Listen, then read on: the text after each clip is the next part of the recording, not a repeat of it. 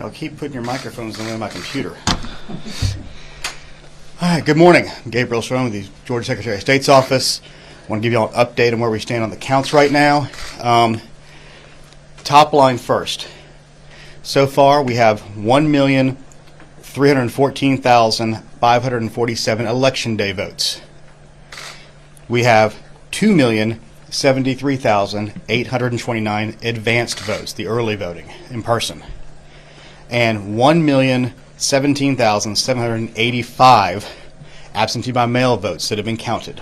Now, with the margins we're seeing, obviously what the final outcomes will be dependent upon is a couple of things.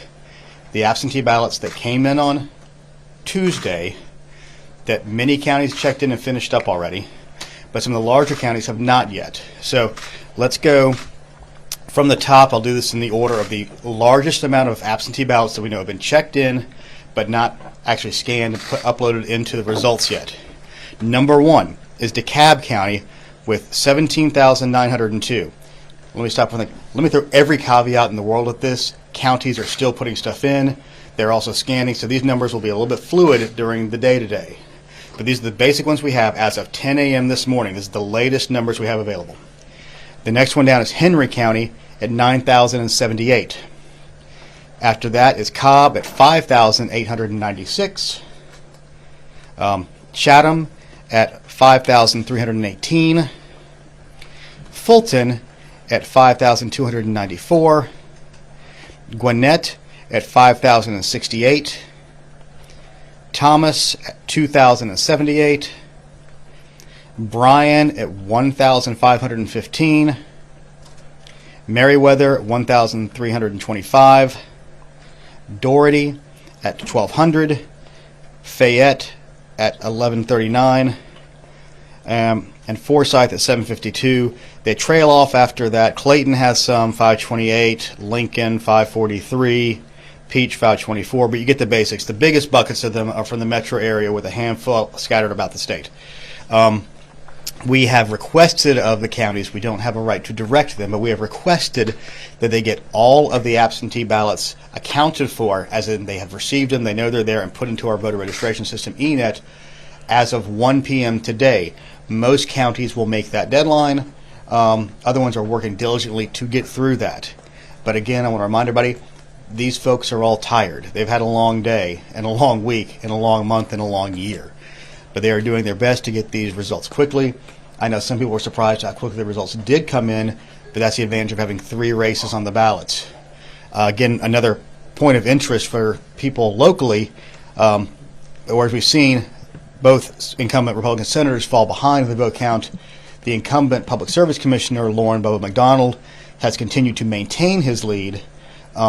And with the number of ballots out, it looks like he may be able to win as well, but it looks like he will likely be within the margin of the recount, which is a half a point.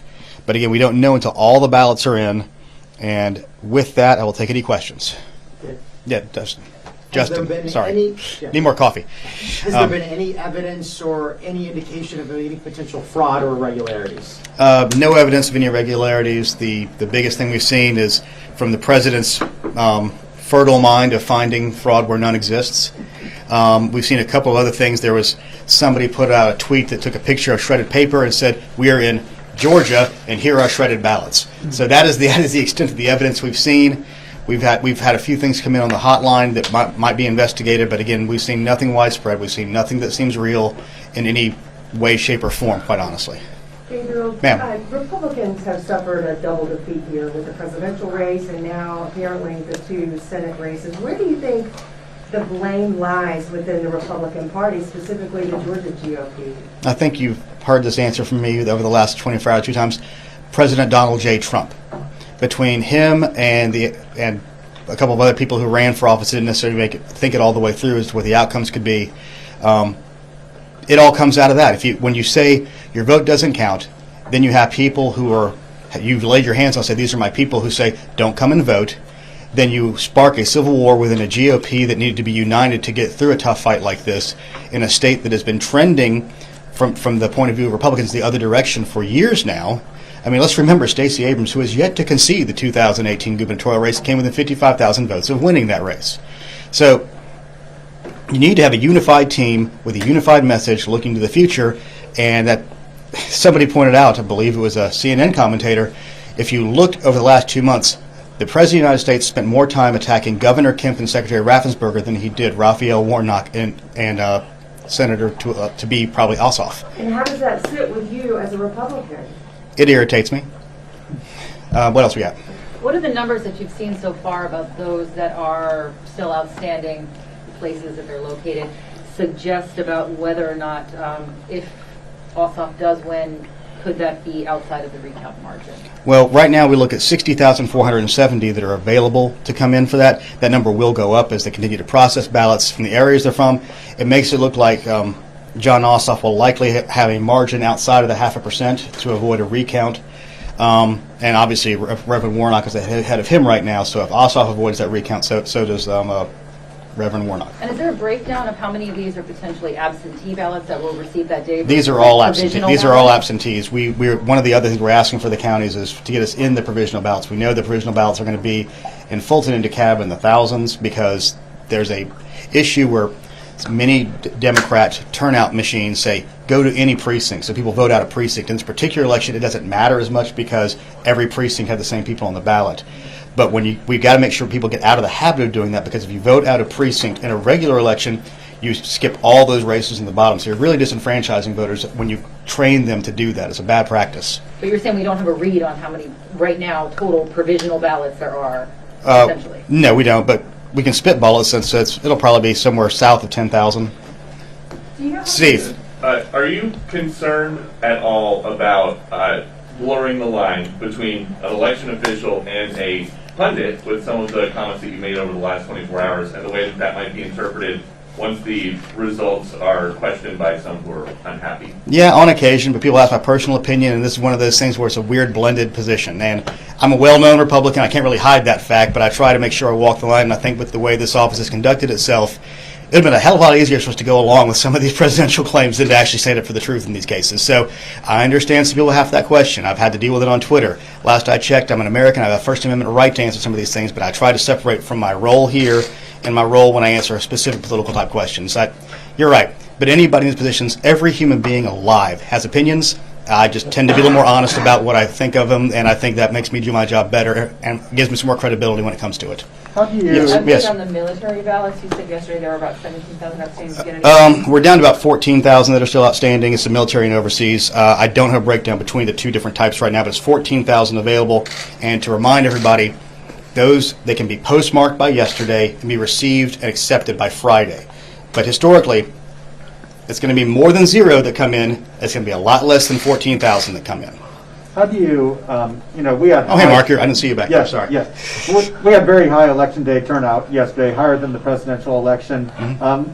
Why do you think that is? What's the explanation for such high election day turnout after, good but not that good early turnout? Well, a couple of things happened there. In the primary in June, we had 880,000 show up. In the general election, we had 970,000. I'm spitballing here. I've got a lot of numbers in my head right now. And we had 1.3 million show up yesterday. Part of that was, again, the president encouraging Republicans not to use mail or early vote options. And some people were just going to skip it altogether. I think what we saw happen on Monday, Tuesday, Wednesday was that the areas that had seen depressed turnout compared to metro areas started to show up. And I think what happened in some partisan circles, Republican side, started dawning on them, oh crap, we're going to lose this if we don't turn out. So there was a real big push to get people out the last day. But the Democrats did a very good job of banking their votes early and using the options that have been available to the Georgians for over a decade. So there's nothing new here. These are all tools that have been available. Coronavirus changed some voting patterns and behaviors. Georgia is historically a in-person voting state. So I think part of it is just people getting used to doing it again. The threat of coronavirus, while it's going up and some people it's perceived as going down.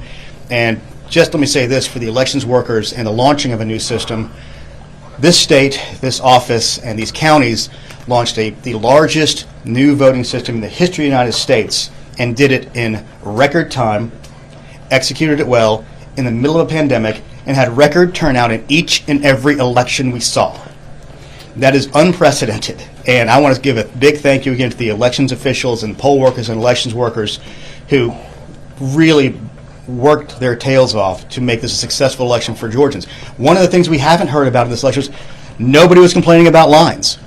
Nobody's saying they were disenfranchised. Everybody who wanted to vote had an opportunity to vote, and we feel very proud of that fact. And have you looked at whether election day turnout was higher than expected or lower than expected in Republican or Democratic areas? I haven't had an opportunity to do a breakdown by that. We've been trying to just stay on the counties and work with them to get sure we get the, like I said before, fast is good, accurate is better. Analysis can come later to see the specifics. We want to make sure we get the right results out to take away the opportunity for people to say that there was fraud and there's questions to be had about these things, because these are the results. These are the ballots. We have known since last week, since last Friday, that there were going to be 2,073,000 and some odd votes that were going to be cast in the advanced bucket, because that was how many were cast. The president continues to say, oh, they're finding ballots. These were advanced that came out of nowhere. No, we have known that Dekalb County had 171,000 ballots since Friday evening, Saturday morning. So the statements he keeps on putting out there are incorrect, and they undermine people's faith in the election process. And again, this is a bipartisan problem. If you go back and do polls from 2016 of Democrat voters, there are over 50% that still believe Russians hacked voting machines to say they flipped votes for Donald Trump. That didn't happen. You know what else didn't happen? Dominion machines did not flip votes for Joe Biden. Neither of those things happened. And everybody on both sides of the aisle who continue to make these kinds of claims undermine the election process in the country, undermine democracy, and undermine the health of the republic. Have you received any inquiries or complaints from either of the two, or any of the candidates on anything that has happened thus far, or any indication? I think it's a little early right now for that, but I fully anticipate we will have questions, and there may be legitimate questions out there from people, and it's our job to answer them as frankly as we can with the facts as best we can, as quickly as we can. What Yes. do you need by 1 p.m. from the counties if they would? We made a request of them because in Georgia, the cutoff time to receive absentee ballots, other than the military and overseas, is 7 p.m. on election day. That's when the drop boxes get locked down, and the mail comes in. Nothing else can come in after that. So while they're busy doing election day activities, it's hard to say we're going to have a group of people over here while the rest of us are counting. You go deal with absentee ballots. Some of these counties are under-resourced. Some of them have big staffs, but they're exhausted and focused on getting one thing done at a time. So what we did is we're asking them, account for all the ballots you have in so that we can tell the press, and the press can tell the voters, this is the outward bound of the number of ballots we can have to count so that we know where there actually is. Or it can give the press and political talking heads the opportunity to make a call. And in this particular case, the last couple of calls to be made are in the PSC race and in the Ossoff-Purdue race. What else? Yes, ma'am. In terms of high turnout, newly registered voters, does your office have any insight into those numbers and how they may have played a role in general? Not yet, but I will say one thing. It was an impressive feat by whoever did it to get 100,000 people to show up on a January election who did not show up in a November election. That is probably a margin. My assumption is that those are probably Democrat voters, given the demographics we've seen of that, and that is a testament to hard work that was done while Republicans were busy attacking the governor and my boss. The Democrats were out there knocking on doors and getting people to turn out to vote. And it's looking Yes. like North Georgia had a drop-off in voting. Is that what you're seeing as well? Well, I haven't had a chance to dig deep into it, but people who I trust have stated that, so I will accept that as likely true. And that is the area where we believe that, like Congresswoman Marjorie Taylor Greene, along with the president, have essentially, through their actions and their statements, discouraged voting by Republican voters, which ended up hurting both of our incumbent senators. And were there any areas of turnout that surprised you? Frankly, all of them did. I mean, this is a runoff. We had 4.3 million votes cast, so almost 4.4. We had 5 million cast in general election. That is unheard of. In 2018, we had 4 million votes cast in the original. In the runoff, there was 1.485 million. The record previously for a runoff was 2.1 million with Saxby-Chambliss. I mean, this blows every turnout model away. Now, let me say this with one caveat. When you spend $500 million of money from out of state, you can get people to turn out. So that's the other thing that's a little bit different than most runoffs. One more? last Okay. question. You mentioned, you were very complimentary of how things went, and there were no lines, and people didn't have to wait. is their intention then from the Secretary of State's office to keep some of these methods that were put in place for COVID-19, but obviously made it a lot easier for more people to vote? The thing is, all of these methods have been available for decades in this state. So the one thing we do have an issue with that makes it very difficult in the counties is because of the increased use of the absentee process. Essentially, there's a 3-week period where they have to run 3 elections at a time, essentially. You have to run the 3 weeks of early voting, then you have to run an absentee ballot program that literally by law begins 45 days beforehand. So you're running that the entire time. And then about 2 weeks before the actual election, you have to do the processes of the general election. These people are understaffed, they're underpaid, they're under-resourced. So something has to give on that one. So right now we have no excuse absentee. We may see a move by the legislature to move to an excuse-based system and taking away signature match by having a specific photo ID or unique identifier PIN like other states do, driver's license, state ID, Social Security number as a specific identifier that is binary, as opposed to having a signature match, which can be viewed as subjective and kind of undermines people's faith in the system to a degree because, like, oh, anybody could choose to take those signatures in. We don't know who actually did it. So we're going to see reforms, I guarantee that. But one of the things I will say is this is one of the easiest states to register. This is one of the easiest states to vote. It's very easy to vote and very hard to cheat. Yes, ma'am. Can you recap the situation in Fulton County yesterday and a lawsuit that was filed in terms of the monitors? Yeah. So they're at Georgia Rural Congress Center. That's a big place. So it's a difficult thing to allow people to move in and around the stuff that you're doing. Now, Fulton did a few extra things that I think were inappropriate given the way the law is written. The intention of the law is to allow monitors and the public to view the voting process, and that includes signature match, that includes counting, that includes all of that. Unfortunately, Fulton County put up some opaque barriers, so you couldn't see anything that they were doing. Now, their argument, and there's a push and pull with this, the state mandates that you protect the personal identifying information of individual voters and the secrecy of their vote. That's one side. It also says, hey, you have to let everybody see what's going on. So you have to have a balance between those things. In our opinion, and in the court's opinion, obviously, Fulton County went a little bit too much on the side of keeping monitors away. So they settled, Judge Barwick entered a consent order with the Republican Party, I think the Fulton County Republican Party and Fulton County, and they kind of split the baby. They would be keeping it 20 feet away, they made it 10 feet away. They took down the opaque barriers, they put down tape that allowed them to get some better viewing. And we believe that sunlight and transparency is a better thing for people to feel more secure about this. And we instructed the counties, and even at 1 in the afternoon, we had resent to the Fulton County office, here's a state election board rule and the code section. You need to be as, we don't direct people, like, go talk to your county attorney, look at this, and you make better decisions about how you're letting people view these things. So in the future, we hope there'll be better practices, and hopefully we won't have gigantic World Congress Center type things. We'll have a more normal process that can allow for better and easier viewing. All right, thank you all very much. Can I ask one more question for you? Sorry. You're that kid in this I class, am. aren't you? Okay. That's why I became a journalist. All right. So the PSC candidate, the Republican incumbent, won more votes than it looks like at this point both of the Senate candidates. About 38,000 more than Senator Loeffler and about 20,000 more than Senator Perdue last I checked. If I can get you to put on your Republican hat again on here. What do you make of that? That means there's people who went and did not vote for Senators Perdue and Loeffler who did vote for that, which makes me think there's probably Republicans who chose not to vote for the 2 incumbent senators. Is that it? All right, thank you all very much. Do you expect to do this again today? Maybe not here, if we do this again. If we do this again, it may be at another location. As yet to be determined, but it probably has a shiny gold dome on top.